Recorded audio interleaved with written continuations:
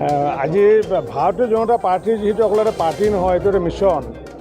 যেহেতু পূৰ্বতে 4 লাখ সদস্য আছিলে, পৰৱৰ্তী সময়ত 20 লাখ হ'ল। মই যেতিয়া সভাপতি হোৱাৰ পিছত 42 লাখ হৈছিলে, এতিয়া 56 লাখ হৈছে।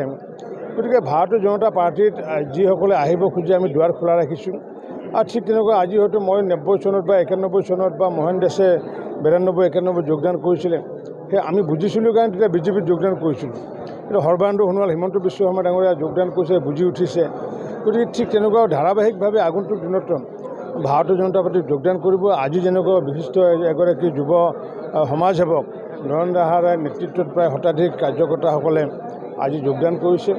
আৰু ঠিক তেনেকৈ বগৰীগুৰি অঞ্চলৰ ধৰ্মীয় সংখ্যালঘুৰ মানুহো বুজি উঠিছে যে প্ৰধানমন্ত্ৰীয়ে কয় সবকা সাথ সবকা বিকাশ সবকা বিশ্বাস সবকা প্ৰয়াস।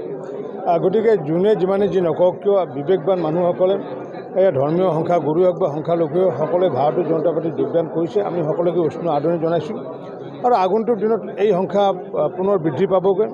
আৰু যিহেতু আমি আগন্তুক দিনত প্ৰায় 100টা আমি লক্ষ্য ৰাখিছোঁ আৰু এই মুহূৰ্তত NDA 90টাতকৈ অধিক চিট জিকিব আৰু মাননীয় মুখ্যমন্ত্ৰী ডক্টৰ হিমন্ত বিশ্ব শৰ্মা ডাঙৰীয়াই মুখ্যমন্ত্ৰী পুনৰবাৰ দায়িত্ব দিব আমি সকলোৱে বিচাৰিছোঁ। কাৰণ কি উন্নয়নৰ ধাৰাটো যি ধৰণত আগুৱাই লৈ গৈছে, গতিকে আজি যেনেকৈ আমাৰ যি অটল অৰুণ সেতু অভাৰব্ৰিজখনে আমি যদি নৰেন্দ্ৰ মোদী ডাঙৰ নাথাকিলেহেঁতেন, সৰ্বানন্দ সোণোৱাল, হিমন্ত বিশ্ব যদি নাথাকিলেহেঁতেন, আমি ব্ৰিজখন নাপালোহেঁতেন। গতিকে তেনেকুৱাকৈ আজি অসমমালা ৰাস্তাটো ইতিমধ্যে মাননীয় মুখ্যমন্ত্ৰী ডাঙৰীয়াই কৈছে যে একেলগে তেওঁ এই ৰাস্তাসমূহ আৰম্ভ কৰিব, অসমত গোটেইখিনি একেদিনা কৰিব। আমাৰ যি শিমলাগুৰিৰ পৰা মানাহলৈ যোৱা ৰাস্তাটো আমি টাৰ্গেট ৰাখিছোঁ 25 ডিচেম্বৰ তাৰিখে আমি কাম আৰম্ভ কৰাৰ টাৰ্গেট ৰাখিছোঁ। বা তাৰ আগতেও হয়তো চেৰিমনিয়েলি মুখ্যমন্ত্ৰী হয়তো কৰিব পাৰে বা পিছতো কৰিব। গতিকে এনেকুৱাকৈ আজিৰ যি 64 কোটি টকা ব্যয় সাপেক্ষে বৰপেটা ৰোডৰ পৰা মানাহলৈ যোৱা ৰাস্তা আগতে আমি কেতিয়াও কল্পনা কৰা নাছিলোঁ। গতিকে এনেকুৱাকৈ আজি মুখ্যমন্ত্ৰী ডাঙৰীয়াই প্ৰায় 60টা অসমমালা ৰাস্তা আজি বিভিন্ন সমষ্টিত দিছে। গতিকে এনেকুৱাকৈ যাতায়াতৰ ব্যৱস্থাই হওক, প্ৰধানমন্ত্ৰী আৱাস যোজনা হওক, আজি আমি 28 লাখ ঘৰ বনাইছোঁ আৰু 28 লাখ ঘৰ বনোৱাৰ ক্ষেত্ৰত বৰপেটা অঞ্চল, ধুবুৰী অঞ্চলতে সৰ্বাধিক ঘৰ পাইছে। কাৰণ কিয় তাত য'ত দুখীয়া মানুহ আছে। গতিকে ধৰ্মীয় সংখ্যালঘুৰ প্ৰতি যদি কিবা অন্যায় কৰিলোহেঁতেন, তেতিয়াহ'লে ধুবুৰী বা বৰপেটাৰ আমি যিটো ক্লিক আছে, কম্পিউটাৰত যদি ক্লিক কৰি যদি ডিলেট লিখিলোহেঁতেন, তো ডিলেট হৈ গ'লহেঁতেন। কিন্তু প্ৰধানমন্ত্ৰীয়েও কোৱা নাই আৰু হিমন্ত বিশ্ব শৰ্মাই কোৱা নাই যে ধৰ্মীয় সংখ্যালঘু মানুহক দিব নালাগে। গতিকে সবকা সাথ সবকা বিকাশ নীতিৰ আধাৰত আমি কাম কৰি আহিছোঁ, যাৰ কাৰণে এই কথাষাৰ লাহে লাহে বুজি উঠিছে। মই ভাবোঁ আগন্তুক দিনত অসমৰ প্ৰতিটো পৰিয়ালৰ পৰা এজন এজন ভাৰতীয় জনতা পাৰ্টীৰ সদস্য হ'ব বুলি আশা ৰাখিছোঁ।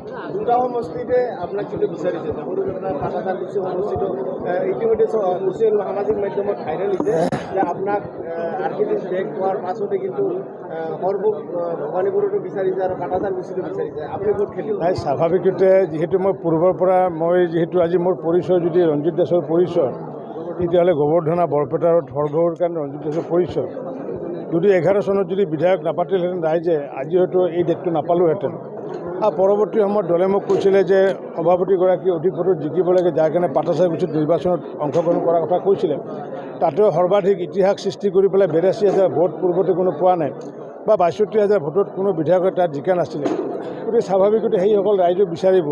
আৰু ইয়াত যিহেতু উন্নয়নৰ ধাৰাটো আমি সৰ্বভোগ সমষ্টিত যিহেতু কৰিছিলোঁ, ইয়াৰো ৰাইজে বিচাৰিছিলে। মই দলৰ ওপৰত অৰ্পণ কৰিছোঁ, দলে মোক যাতে দায়িত্ব দিয়ে তাতে মই অংশগ্ৰহণ কৰিব লাগিব।